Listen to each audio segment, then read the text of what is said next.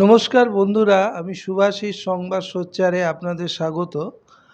আপনারা জানেন সম্প্রতি বিভিন্ন জায়গায় দেখা যাচ্ছে যে বর্তমান কেন্দ্রীয় সরকারের নেতৃত্বে বলবো একরকম বিভিন্ন জায়গায় সংখ্যালঘু সম্প্রদায়ের মানুষের ওপর অত্যাচার বাড়ছে।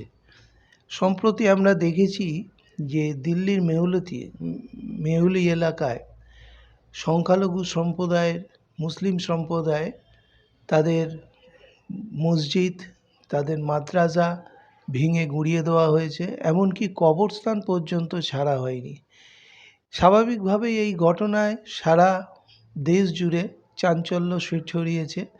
যদিও এর আগেও বিভিন্ন ঘটনায় হরিয়ানার বহুতে সাম্প্রদায়িক দাঙ্গা, সেখানেও মুসলিম সম্প্রদায়ের মানুষের ঘরবাড়ি বুলডোজার দিয়ে ভেঙে দেওয়া হয়েছে এবং সব কিছুই হচ্ছে কোর্টের বাইরে, কোর্টের কোনো নির্দেশনামা ছাড়াই।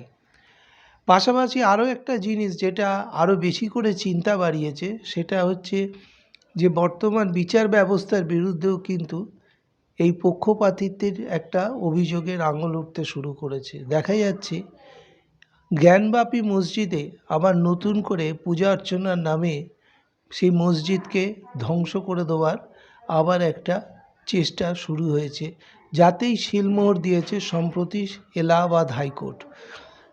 এই বিষয়গুলো সামনে রেখে আজকে মুসলিম সমাজের মানুষ যারা আছেন, তারা কিন্তু যথেষ্ট আতঙ্কিত, ভয়ার্ত এবং তারা শঙ্কিত যে যেখানে বিচার ব্যবস্থা পর্যন্ত পক্ষপাতিত্ব দেখাচ্ছে, সেখানে তারা এই পরিস্থিতিতে যখন রাতের অন্ধকারে বুলডোজার দিয়ে তাদের কবর ভেঙে দেওয়া হচ্ছে, তাদের মসজিদ ভেঙে দেওয়া হচ্ছে, সেই জায়গায় দাঁড়িয়ে এই মানুষগুলো কার কাছে বিচার চাইতে যাবে, আর কোথায় বিচার চাইবেন? এই মুহূর্তে আমাদের সাথে উপস্থিত আছেন মৌলানা মুস্তাক আহমেদ ভাই, আমাদের অত্যন্ত শ্রদ্ধেয় ব্যক্তি, যিনি দীর্ঘদিন ধরে একটি শিক্ষা প্রতিষ্ঠান চালাচ্ছেন সম্পূর্ণ নিজের আর্থিক সহযোগিতায়, নিজের আর্থিক অনুদানে। সেই স্কুলে সেখানে কিন্তু আধুনিক শিক্ষায় ছাত্রছাত্রীদের শিক্ষিত করে তোলা হচ্ছে এবং মৌলানা সাহেব বিভিন্ন সমাজসেবামূলক কাজেও যুক্ত থাকেন এবং আমাদের সংবাদ সোচ্চার পত্রিকার একান্ত পাঠক, শ্রদ্ধার ব্যক্তিত্ব। তো তার কাছে আমরা জানার চেষ্টা করব যে মৌলানা সাহেব, এই যে ঘটনাগুলো সামনে আসছে, এতে একজন সংখ্যালঘু সম্প্রদায়ের প্রতিনিধি হিসেবে আপনারা ঠিক কী ভাবছেন, কতটা আঘাত পাচ্ছেন? सुभाषिस दा, पहले आपको मुबारक हो, धन्यवाद दे रहा हूँ कि आप का चैनल आज मेरे पास आए हैं। मैं इसके लिए आपको बहुत बहुत मुबारकबाद और धन्यवाद दे रहा हूँ। बात रही अभी संख्यालघु का, जो माइनॉरिटी है, माइनॉरिटियों पर अभी इस वक्त के माहौल में बहुत ही टॉर्चर हो रहा है और उनकी जायदादों पर हर तरह से उनको नज़र रखा जा रहा है कि ये शख्स क्या कर रहे हैं। अभी का फ़िलहाल देखिए, कुछ दिन पहले ज्ञानवापी मस्जिद बनारस, ये हिंदुस्तान की तारीख़ी मस्जिद है और सैकड़ों साल से उस मस्जिद में नमाज होती है और लोग नमाज पढ़ते हैं। अचानक फिर बाबरी मस्जिद की शहादत के बाद इस मस्जिद पर भी कुछ लोगों का बुरा नज़र पड़ गया और हुकूमत से लेकर और वहाँ के प्रशासन, कोर्ट से लेकर, यानी मस्जिद की हक में कोई भी बात सुनने को तैयार ही नहीं हो रहा है और आखिर में मस्जिद के अंदर पूजा करने का भी अलाउ कोर्ट ने कर दिया। तो ये एक हिंदू भाई हो, मुस्लिम भाई हो, क्रिश्चियन भाई हो, ये हम सब लोग हिंदुस्तान में एक इत्तेहाद और मोहब्बत के साथ रहते हैं। और इनमें ऐसा विवाद धर्म धर्म के अंदर लगा देना हम सब लोगों के लिए नुकसान है। चूँकि धर्म तो ये नहीं सिखाता है कि भाई आप दूसरों को बुरा भला कहिए। धर्म तो हम इंसानों के दिल के अंदर है। धर्म को तो कोई देख नहीं सकता है। मिसाल के तौर पर हमारे हिंदू भाई हैं, वो अपने देव देवी देवताओं को मानते हैं। हम लोग मुसलमान हैं, अल्लाह को मानते हैं। तो ये मानना तो दिखावा के लिए नहीं है। ये मानना दिल से होता है, जो किसी को दिखाए या नहीं जाता है। आदमी कोई दिल को फाड़ करके दिखा सकता है? नहीं दिखा सकता है। मिसाल के तौर पर कोई शख्स, बहुत सारे ऐसे बुजुर्ग जो फ़कीर, ऋषि मुनि, ऐसे ऐसे लोग गुजरे हैं हमारे इस हिंदुस्तान की सरजमीन पर, जो महीनों नहीं सालों साल तक उस ईश्वर की, उस खुदा की इबादत करते रहे। लेकिन उन लोगों ने किसी को भी, किसी की धर्म को ना बुरा भला कहा और ना किसी को खराब कहा। और जिसकी वजह से आज उनकी दरगाहों में, उन ऋषि मुनियों के पास लोग सैकड़ों जाते हैं। तो हमें हमें ये होनी चाहिए, हम जिस धर्म को भी माने, लेकिन धर्म को मानने से हमारे दिल में ये मोहब्बत होनी चाहिए कि हम जिसको मानते हैं वो भी उसको ही मानता है। मिसाल के तौर पर हर आदमी, हम मुसलमान हैं, नमाज पढ़ते हैं, तो मेरा मकसद होता है कि ईश्वर को, अल्लाह को राज़ी करना। हमारे कोई सुभाषिता हिंदू भाई है, वो सुबह उठ के पूजा पाठ करते हैं, तो उनका भी मकसद वही है कि ईश्वर हमसे राजी रहे। हमसे, मेरा ईश्वर जो है, हमको जो इस दुनिया में बना करके भेजा है, इंसान बना करके भेजा है, वो हमसे राजी हो जाए। तो मेरा भी मकसद है कि भाई ईश्वर और खुदा अल्लाह हमसे राजी हो जाए। और सुभाषिता हिंदू भाई का इसका भी यही मकसद है कि ईश्वर हमसे राजी हो जाए। तो भाई हम मस्जिद और मंदिर को लेकर के क्यों झमेला करें? अरे मस्जिद में मुसलमान जाते हैं नमाज पढ़ने के लिए। नमाज पढ़ने के लिए जाते हैं किस लिए? अरे अपने फायदा के लिए नहीं, अपने घर के लिए नहीं, बल्कि उनकी मकसद होता है कि ईश्वर हमसे राजी रहे, खुदा हमसे राजी रहे।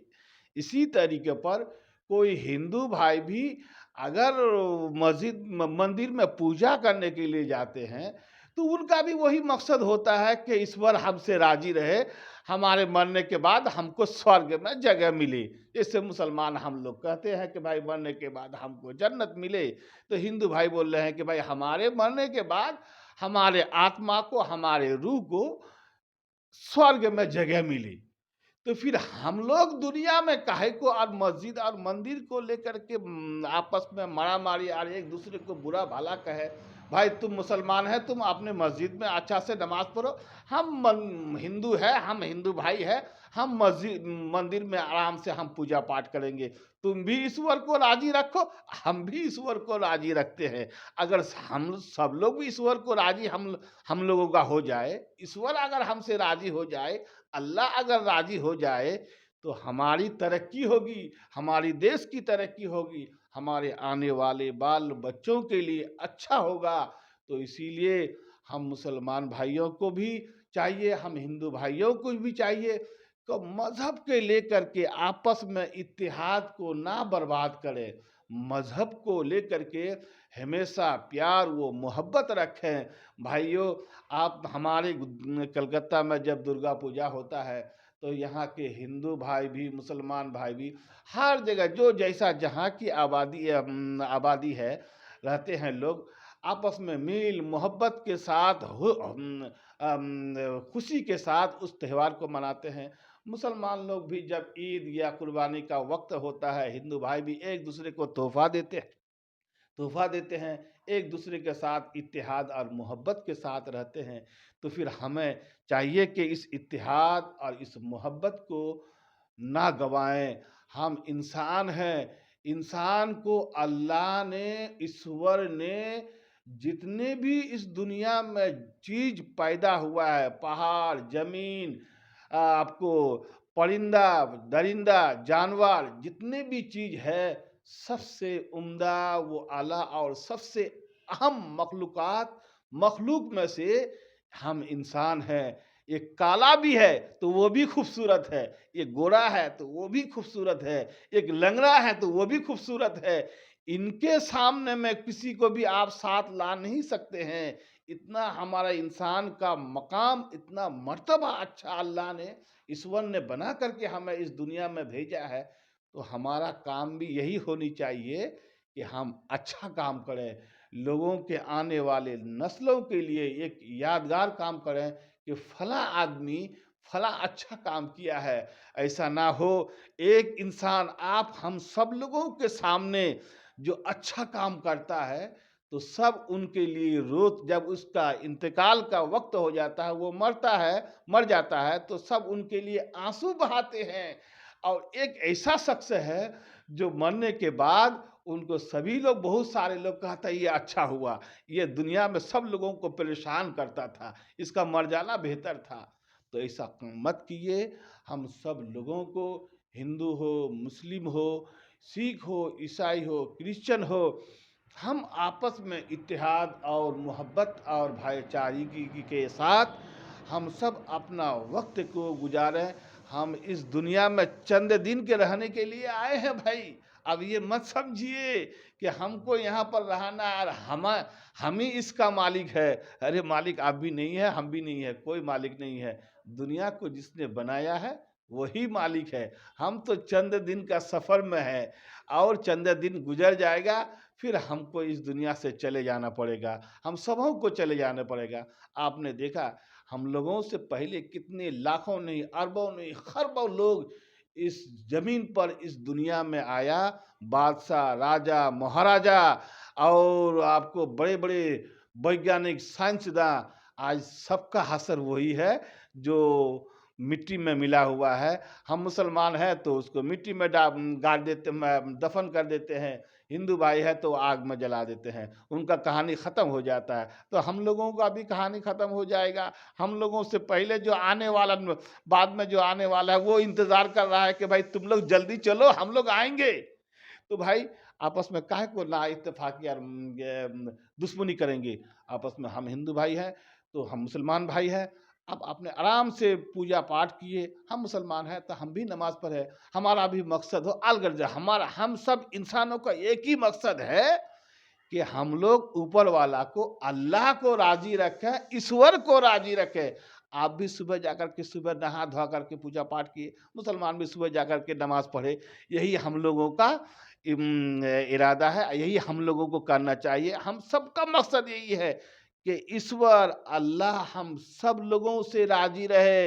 ईश्वर अगर का नाराजी नहीं रहेगा भाई, तो एक मिनट में क्या, एक सेकंड में ही, कि आपको देखा है ना कि भूकंप आता है, एक सेकंड में तबाही हो जाता है और हजार हजार लोग मर जाते हैं मोहतरम भाई।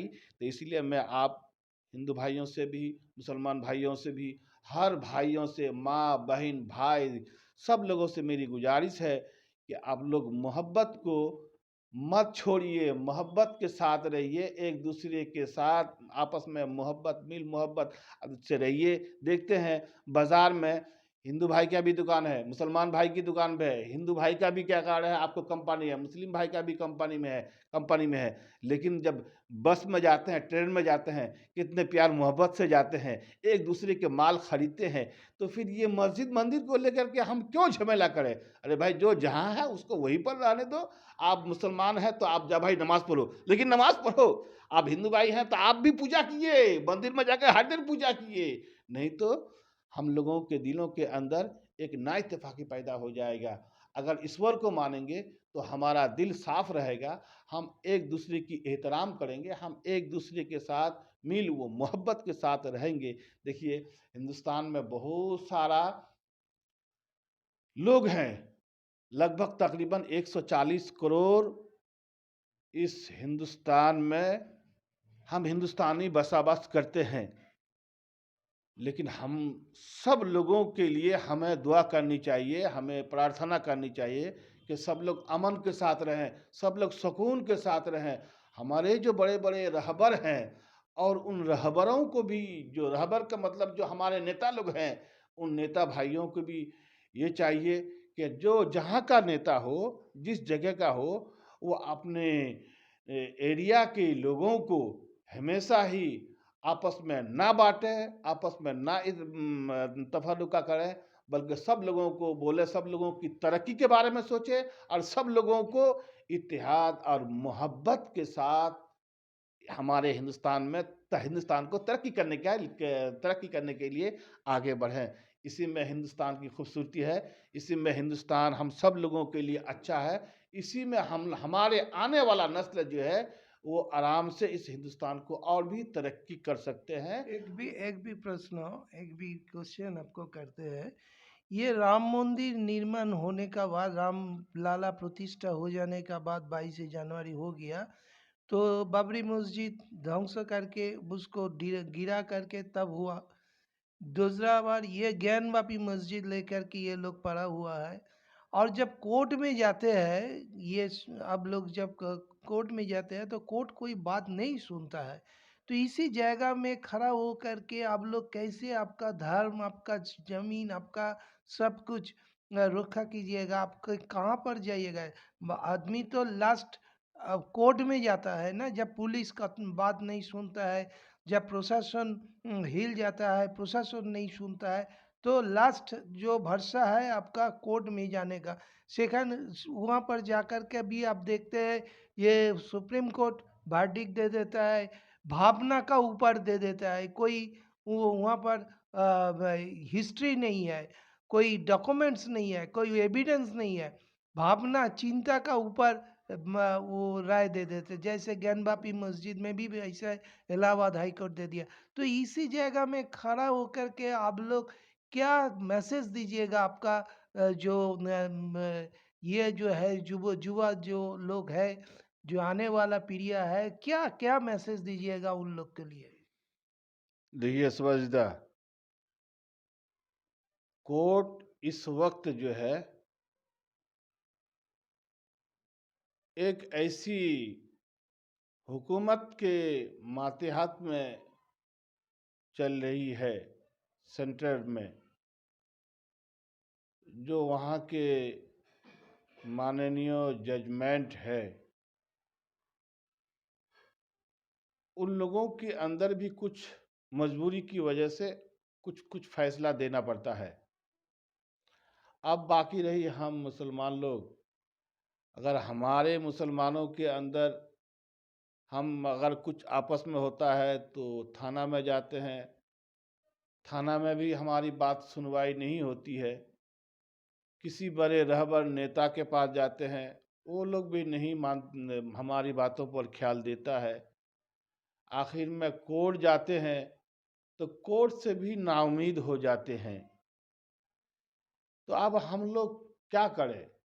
हम मुसलमानों को अभी यही चाहिए कि हम सब इस बात को मद्देनज़र रखते हुए सारी लोगों के पास हम इस बात को रखें कि भाई इंसाफ है तो सबके लिए इंसाफ होनी चाहिए। आप धर्म के बिना पर, आस्था के बिना पर किसी को फैसला देना ये दुरुस्त नहीं है। कानून कानून का जगह होता है। राइट, कानून किसी को ऐसे फैसला नहीं देता है। कानून जिसका राइट होता है, जो पूरा एकदम देखा हुआ और पढ़ा हुआ एकदम राइट होता है, कानून उसकी तरफ फैसला कानून को देनी चाहिए। अभी फ़िलहाल ज्ञान बाबरी मस्जिद और बाबरी मस्जिद की शहादत, ये हम सब लोगों के लिए दुखद है। ये सिर्फ मुसलमानों के लिए नहीं, ये हिंदू भाई के लिए भी दुखद है कि जिस जगह अल्लाह की इबादत हो, खुदा की इबादत हो, तो फिर उस जगह ये दूसरों के ये हवाले करना और वहाँ पर दूसरे के साथ पूजा पाठ करना, ये तो एक नाइंसाफ़ी हो गया। मिसाल के तौर पर मैं आपके घर में आपका घर में जो सामान है और आप जिस घर में रहते हैं, आपके घर के सामान को निकाल के फेंकना और आपको घर से निकाल देना, ये तो कानून के खिलाफ है। चाहे घर किसी का भी हो, आप तो मौजूद हैं ना भई। आप जब उस घर में मौजूद हैं, आपका सामान मौजूद है, आपके घरवाले सब मौजूद हैं, तो फिर हमारा ये हक नहीं होता है कि मैं आपका सामान को फेंक दूँ और आपको वहाँ से घर से निकाल दूँ। ये कानून का ये एक ज़िम्मेदारी है कि हम उसकी हिफाज़त करें। ये कानून को चाहिए कि मस्जिद का हिफाज़त करना और मंदिर का हिफाज़त करना, ये कानून की ज़िम्मेदारी है और कानून को इसकी हिफाज़त करनी चाहिए। अगर नहीं कानून का हिफाज़त करते हैं, तो ये इतने लोग जो हैं, आपस में एक-दूसरे की नाइत्तेफ़ाक़ी हो जाएगा और नाइत्तेफ़ाक़ी होने के बाद फिर इसका मामला हालात जो है, ख़राब से ख़राब और बदतर से बदतर की तरफ चला जाता है। একদমই তাই। এতক্ষণ মৌলানা সাহেব বিস্তারিতভাবে ব্যাখ্যা করলেন। বর্তমান পরিস্থিতিতে এক দুর্বিষহ অবস্থার মধ্যে দিয়ে গোটা ভারতবর্ষের মানুষকে যেতে হচ্ছে, যেখানে ধর্মনিরপেক্ষতা, একতা, ঐক্যের সমস্ত বাণী, সমস্ত এক মন্ত্রকে স্তব্ধ করে দিয়ে, ভেঙে চুরমার করে দিয়ে আজকে ভারতবর্ষটাকে সম্পূর্ণ খণ্ড বিখণ্ড করে দেওয়ার একটা চক্রান্ত চলছে, এবং এই চক্রান্তটায় সামিল হয়েছে একমাত্র গোবলয়ের কিছু হিন্দুত্ববাদী নেতা, যাদের এই দুষ্কর্মের জন্য গোটা ভারতবর্ষ আগামী দিনে এক চরম সংকটের মুখে পড়তে চলেছে। আমরা সংবাদ সোচ্চারের পক্ষ থেকে চাই মানুষ ঐক্যের মধ্যে দিয়ে বসবাস করুক, ভ্রাতৃত্বের মধ্যে দিয়ে বসবাস করুক। এই ইমাম সাহেবদের মতো মানুষ যারা আছেন, তারা যাতে সুরক্ষিত থাকেন, সেই কামনাই আমরা করব। আজকে এই পর্যন্ত। আগামী দিনে আবার অন্য কাউকে নিয়ে নিশ্চয়ই আমরা আবার আপনাদের সামনে হাজির করব। নমস্কার, ভালো থাকবেন।